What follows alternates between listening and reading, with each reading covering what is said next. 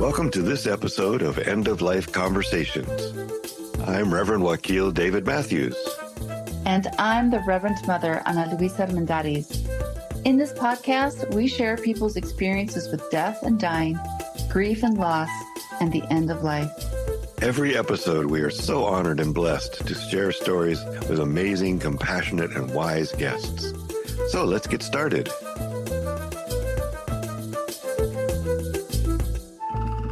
So welcome to this episode of End of Life Conversations. Patty Bueno is a certified grief counselor, dying consciously teacher, and creator of the Amorté podcast on death and grief education. She's currently training to become a somatic experiencing facilitator. Having accompanied 3 of her grandparents and later her mother through their dying process as a primary caregiver was an initiation and powerful call to serve and assist others in her community.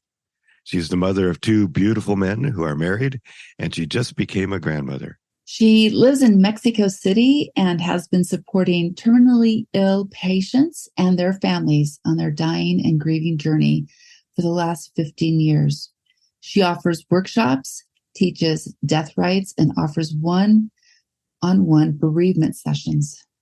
Well, thanks so much for joining us for this conversation, Patty. We are so glad to have you. So we usually start with this question that we talked about earlier, which is, when did you first become aware of death?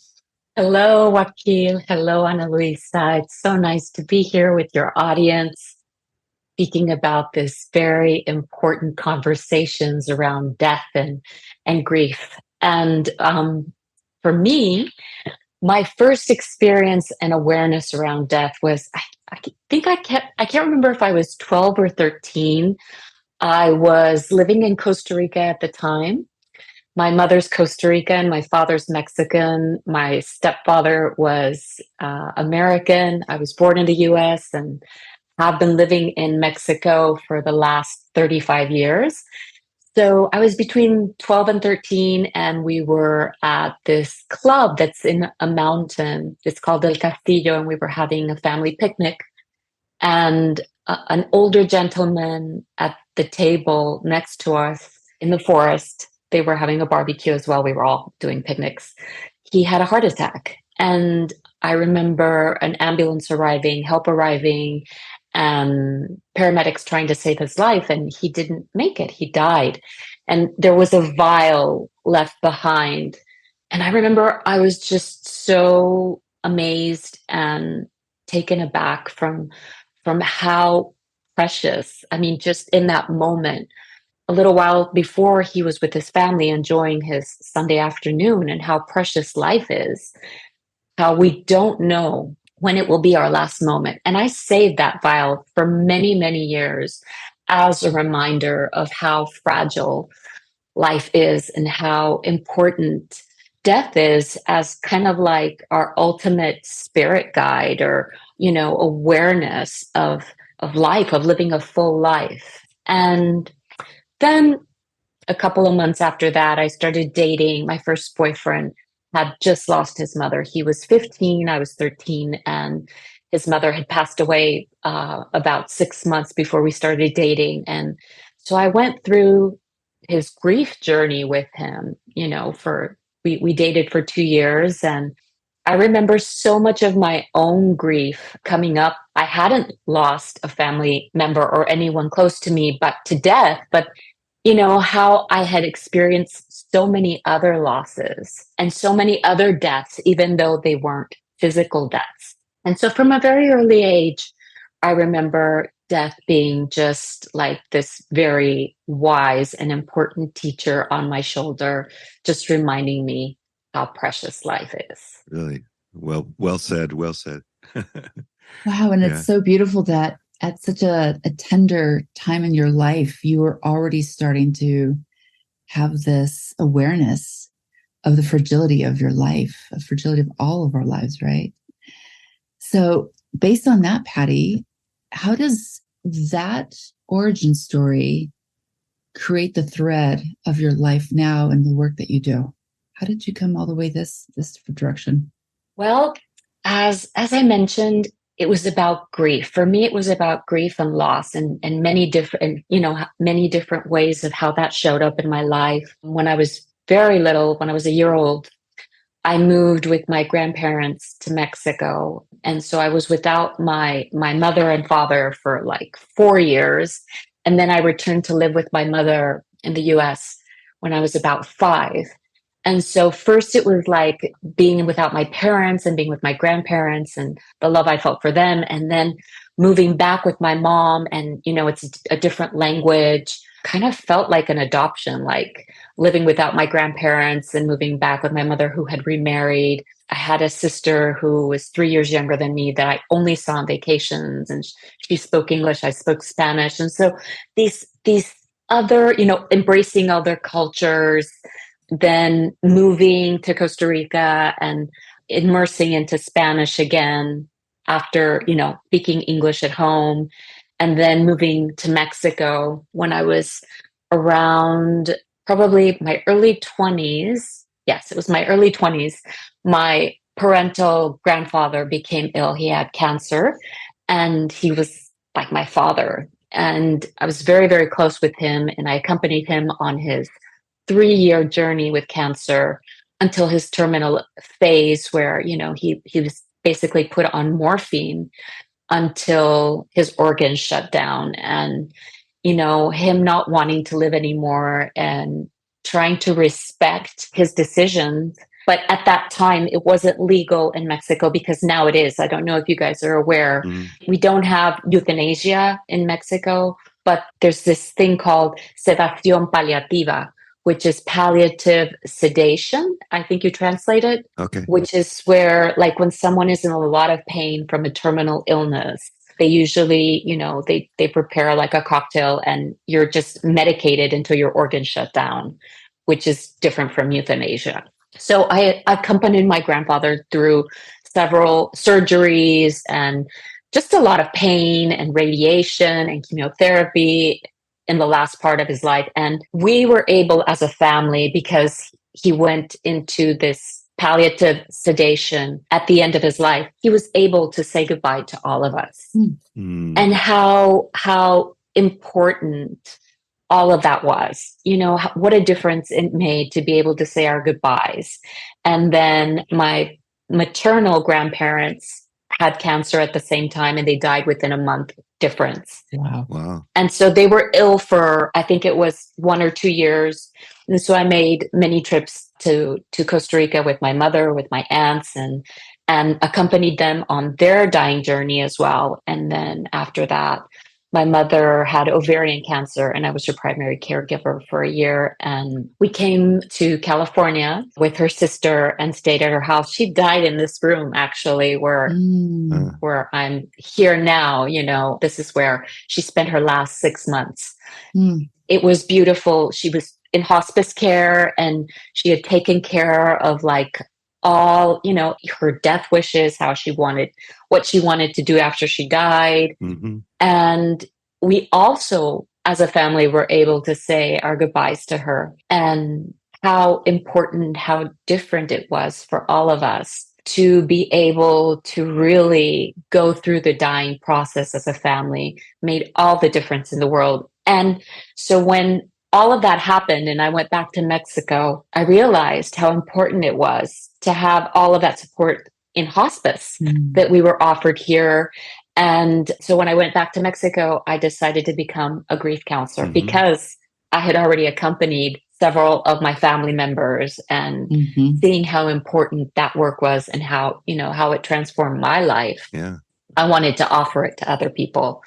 And that's kind of like the thread, full circle of how all of that kind of came together. And of course, just adding on tools of how I can best serve and coach and help and accompany families and clients through their own grieving and end of life journey. Oh, Patty, that's beautiful. Yeah, I really appreciate that. That's such a beautiful story, and the path has obviously been in front of you, right? You've been moving through that path. And Ana-Luisa, do you have something you are going to follow up with? I do. Can you see me thinking? My cogs are going. Yeah. So you went back to Mexico and you started this work in Mexico. And I'm curious, I know as a Mexicana myself, how we as a culture have always invited death into our homes and honor with our Dia de los Muertos. And we don't shy away from it. I mean, there's curanderas in Mexico who do this very sacred work. So my curiosity is around how was your training to go help do grief work? How was it received in Mexico? That's a really good question, Ana Luisa. And I think, we come from such a mestizo culture in Mexico, and there are so many different ethnic groups, that honor death pre-Hispanically. And then with colonization and religion, like the syncretism between Catholics and pre-Hispanic cultures and how they view death. So I think it's really helpful, the vision that they had, how they held in pre-Hispanic cultures death, and then kind of like the weaving with Catholic religion and Christians, how they honored death and how they viewed it. I think when religion is involved, especially with Catholics, that's my upbringing, Catholic religion. And so I would say for Catholics, it's not that easy to embrace death. There's so much fear around death. And so I think that going into these other cultures, I mean, that really was the invitation for me, like trying to find ways to talk about death, open these conversations and learn from different cultures. So I visited India several times. I went to a bhakti training. I've done with Tibetan Buddhist approach, their maps towards death, and sat with different tribes and learning, like from the Red Road and different traditions into how they embrace and hold death. And for me, I think it's like what has really helped hold death and bring death closer is to embrace what I call spiritual humanity, right? It's like, I think so much of the fear around death is kind of like the things we didn't accomplish. Right. A lot of work with terminally ill patients, we talk about bucket lists, right? And it's these things that we still haven't done, or the forgiveness that we still need to do, or the amends. It's all about these things that need to be done before we die. That's why I think death is the greatest master to live a full, rich life. So yes, we have these altars and we have these ceremonies that are available to us. And as Mexican people, we see it. But I think if we come from a different religious background and we are not from like these ethnic groups, if we grow up with other beliefs, then death is not something that we grew up seeing around us, then it's foreign to us. There's a lot of fear around it, especially if we don't have conversations. And I think one of the, the first modern pioneers to bring all of these subjects was Elizabeth Kubler-Ross, right? Talking about how natural it was before, if we lived in farms, or if we had, if we lived with our family, right, and have elders or children, or, die at home, and be part of these doulas or midwives as something natural that happened at home, or like burying an animal that died naturally, or because it fell ill, or because it got ran over. I mean, all of these practices of rituals and ceremonies are so important so that we can have like a mind frame and space as a container and as a tribe to hold death in our community. Yeah. If we don't have that, there's just so much fear around it. So I'm sorry. Yeah. So it just depends on many things. Yeah. No, I hear you. I think that you've kind of pinpointed too. It's Catholicism as a culture, as the colonists who came in, right? And this fear of death because of everything you just talked about. And also hell, because there's a huge component of the afterlife that's creating this fear. And then if you have folks who are indigenously minded and living, death is constant, and we're always talking about it and relating to it. And the afterlife is just being consumed back by Mother Earth. There's no hell for us. Mm-hmm. And so it's fascinating because that is big work.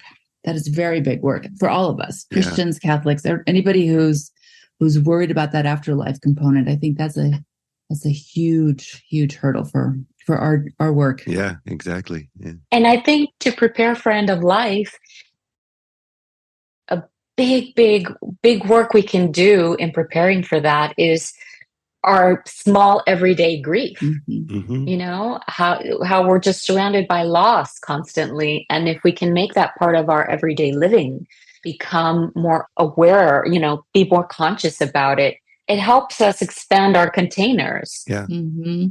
So that we can hold all of the grief around, losing someone. Yeah. Mm-hmm.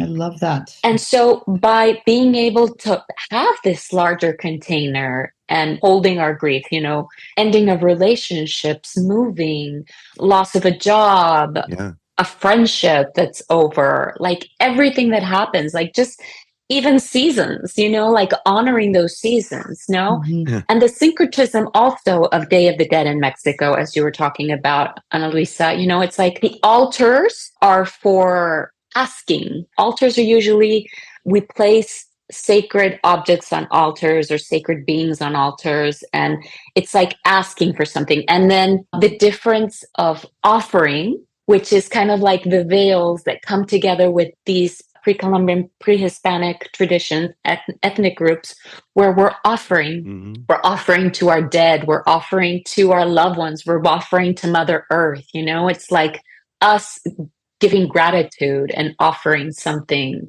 back in these places where it's this big feast where the veils, they collapse and we can communion and party with our loved ones that are no longer here. Right. And I think we can do that. Right. We tend to then. Yeah. But also I think it's a place to, with this mind frame from Dia de Muertos, that we can do so many other things that help us prepare for death or tend to death. Right. Yeah. Yeah. Beautiful. Yeah. Thank you. Good questions and thoughts. Can you kind of talk more about your work right now and what you're teaching, how you're teaching, anything, more about what you're doing at this time? I'd love to hear more about it because it's amazing and important work. I do one-on-one bereavement. So grief counseling one-on-one, mostly through Zoom. I offer workshops where we explore different topics around death and grief. So going through looking at different aspects of ourselves as a community or where there is grief that is unprocessed in our lives, in many places where it's kind of hidden from us and we don't know about it. Yeah. Then I also teach Death Rites. So I'm a dying consciously teacher. It's dyingconsciously.org. It's an organization that was created by Alberto Villoldo. He's Cuban. He's an anthropologist. He did a study on the brain in the University of San Francisco for about 20 years. And he started studying shamanism to kind of like try and understand how important ceremony is for our brain to understand and to integrate different things that happen to us.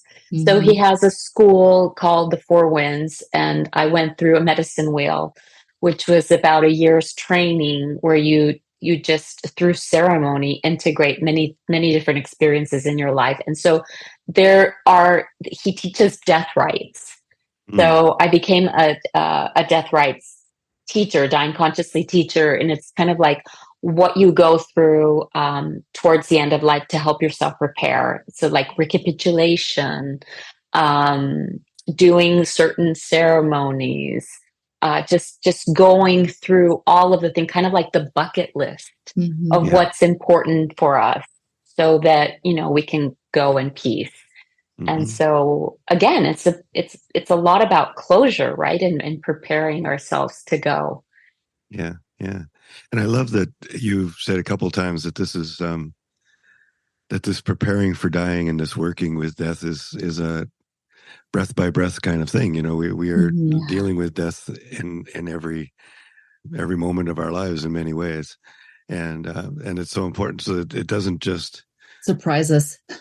Yeah, well, and it doesn't just apply to that actual life leaving us or life leaving our beloveds, but it's all those other ways that we die before we die, as they say in the Sufi world. So I think that's really important, and I love also that it does give us that kind of practice, if you will. It helps us to be in that, so the muscle memory or whatever that that we know when we see it, we know what it is, and we know how to move through it.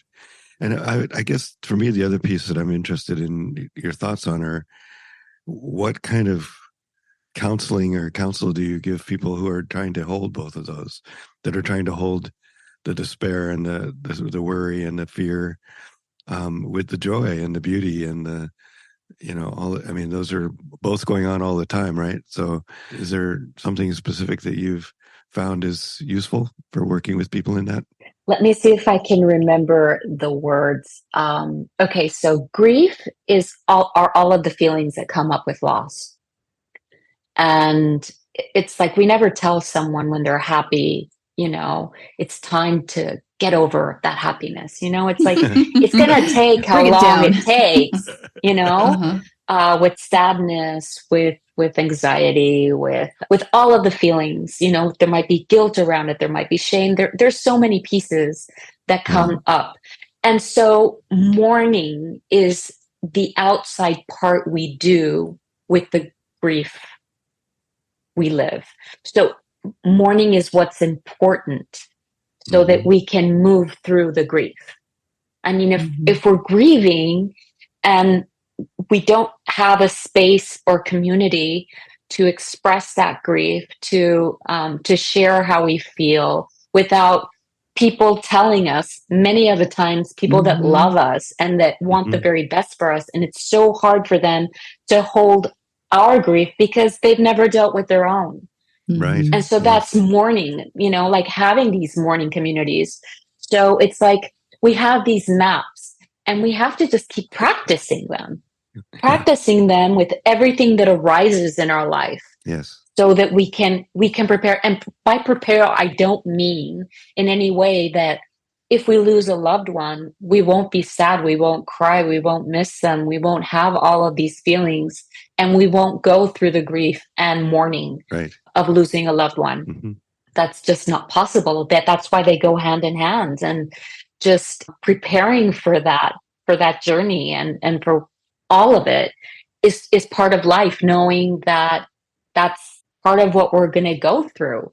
And we need community and loved ones to hold us through those difficult times where we sometimes can't get out of bed or, can't function on a day-to-day basis of going to the supermarket or having a clear mind. There's so much confusion. There's so much, especially if it's not an illness, if it's an unexpected death or loss. Right. Because I've had horrible loss that is not related to a physical death.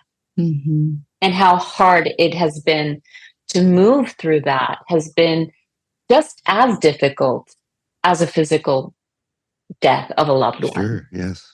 Yeah. Makes sense. So I think it's all part of the same death education. Yeah. So with your work, what are your biggest challenges? The biggest challenges are starting the conversation. A lot of the times people don't want to visit a grief counselor because they just feel nothing is going to help. Right. I remember for a time I was doing some social work at an elder's home. And as a grief counselor, when I went by to, see if anyone wanted to talk to me, everyone would be like, no. And, if I said, I'm giving Reiki, if anybody would love a Reiki session, oh, they loved it, So then I'd give Reiki, and during those Reiki sessions, they'd open up to me and it'd be so much easier to have a conversation. So it's just having people open up to the conversation around death and yes. Yeah. That's one of the biggest challenges. I think that that's what we've all talked about, the challenges of we know the need is there and the discomfort that people feel around exposing their yearning to talk about this. But every single dinner party I have, death will eventually show up at the table and we sit around and talk about it. So that might have something to do with you, though. You're preponderant. Yeah. I know, I do. We do have a tendency to talk about death almost on a daily basis here in this household. So yes, it's true. Yeah. So challenges, yeah, those are often the case that just getting the conversation started. What kind of things do you use to resource yourself as you're going through this work, for your own practice? Oh, poetry. Yes. Stories. Love it. Mm-hmm. Altar ceremonies are just the best way for me to kind of get centered again and go back to this, when I'm working with something that's really heavy. Somatic practices, just with my senses, grounding myself back in the here and now. Somatic practices are amazing for centering ourselves when we're working through heavy grief and loss. Yeah. You said you were learning more about somatic response at this point, and I'd be interested to know more about that. What's that look like? I'm studying to become a somatic experiencing facilitator created by Dr. Peter Levine. Oh, yeah. And I'm sure a lot of us are familiar with Stephen Porges and Gabor Mate and Dr. Levine's work. Many other amazing doctors that have really brought this back into how to deal with trauma in the body. And so it's kind of learning how to track what's going on in our body and our nervous system responses as to keeping us alive, and how that translates, and how we can become aware of how it's trapped in our body, and how we can, through different exercises, help that stuck energy move through our bodies so we feel safe. And this went, Dr. Peter Levine started this system by studying animals and their responses in nature, the shaking, fight and flight, and the shaking, and So it's an amazing tool for grief and loss as well. Yeah, I love all these like your tool case, your tool chest that you carry. It's so beautiful. I love that somatic piece, because even though, so I've studied with curanderas, and there are somatics that automatically kind of just waft up through our practices. And this weekend, I had an opportunity to be with some students from Naropa, and they're studying somatic. And one of them said it's becoming bigger and bigger. And I love that you're utilizing this tool in a grief and mourning, situation with folks. That's beautiful. Yes, thank you. Because nobody's going to come to us if you say, let's do somatic therapy. But as soon as you show up, if you want to do Reiki, or do you want to have a cup of tea, un tecito, unas hierbitas, then it starts like opening it up and coming through. Exactly. Yeah. Love it. Yes, definitely. Yeah. What frightens you about the end of life? ¿Qué te da miedo? O si te da miedo, no sé, de pronto no te da miedo. What frightens me about the end of life is pain. That's what I'm most frightened about. Pain. I think, if we have, like, medicine is so advanced, I mean, for me, there's no reason why anyone has to go through suffering, at the end of life. And I often say there's so many worse things I can think of. There's so many things I can think of that are worse than dying, and it's like living in pain with a prolonged illness, and prolonging life when there's no quality in life. I think it's so important to work through those fears so that we can take well-informed decisions on what it is we want to do with terminal illnesses. Right. Because a lot of the times we're doing it because of that fear of dying, Yes. And so it's like, if you're just going to live 6 months or a year longer or 2 years longer, but with, be in terrible pain, for me, there's no point. Right. Yeah. And that is completely different for so many other people. Right. But to make that informed decision, I think you really have to have death education so that you can make the right decisions for you. Right. Yes. And, yes. So I do advanced care directive planning. And, when people ask me about this, they're like, oh, it's just so far away. I don't even know. Like, I'll be at a hospital, doesn't matter. But I love that informed consent to your care. And it has very little bearing on what everybody else is doing, but you can choose for yourself if you choose ahead of time. And you can also change your mind. Like, I like that that's a possibility. Like, there's no one way that's going to stick with you forever. It's like a living document. Exactly. And you're like the living, motion of life, and you get to change your mind. Of course, because I think, the circumstances on the decisions you might make if you have young children versus the decisions you might take after your children have left home and you're in a different phase of life, and they change. And so, we definitely need to revise, those decisions we have made every several years. Yes. To see what's changed in our lives. And, the people that are still in our lives, maybe are not in our lives anymore. Or they've changed and would not really want to apply your values to your end of life, right? That's exactly. I always tell my kids that if I trip and fall at the Target parking lot, you can call 911. But if I'm like 8 miles into a backcountry trail and I fall and hurt my head, just leave me alone. Just don't do anything. Don't call. I can totally see why you would choose that. Right. Yeah. I think it was something I read earlier was that they suggested having a death party once a year with all of your loved ones to sit around and talk about what decisions you had made and they still make sense, and just having that conversation, just having the opportunity to say, here's where you can find my passwords, and and right, and here's who's in charge, or here's who I've chosen as my executor. Is that person still willing to be the executor?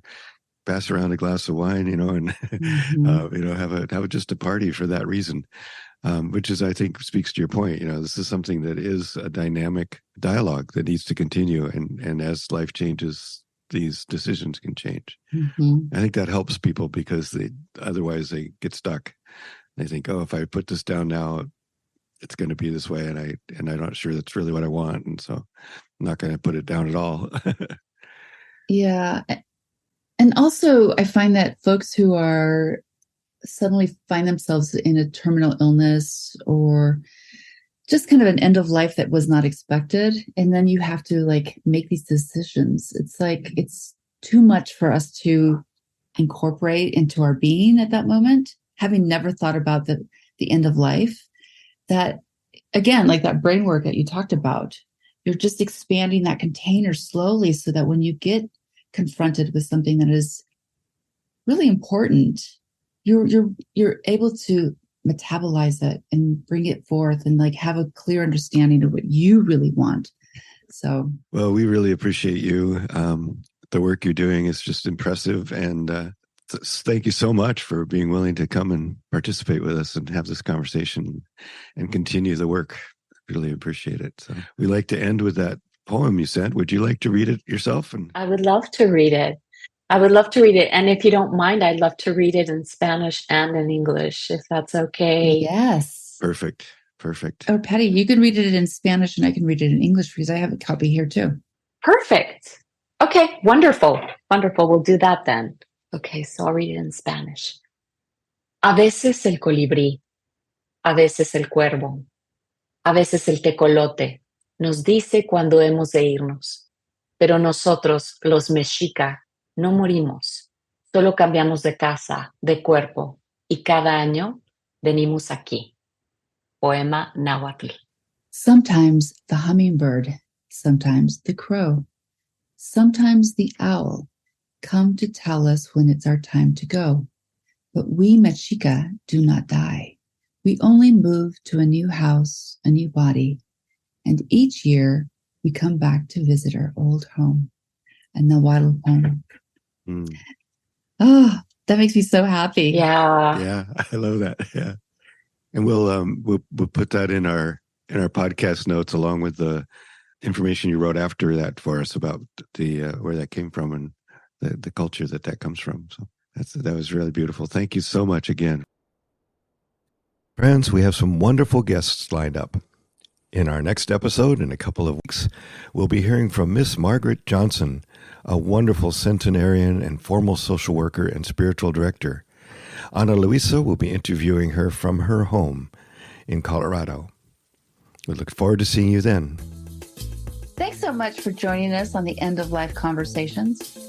We appreciate you and look forward to sharing our stories. Thanks to my daughter Lucero and Nico Rush, who have cheerfully assisted us as our editors and tech support. Additional resources, transcript of this episode, and links to our social media will be in the podcast notes. Yeah, thank you so much. And please subscribe, tell your friends, follow us on social media, and consider supporting us through Patreon. We want to acknowledge that the music we are using was composed and produced by Charles Heastand.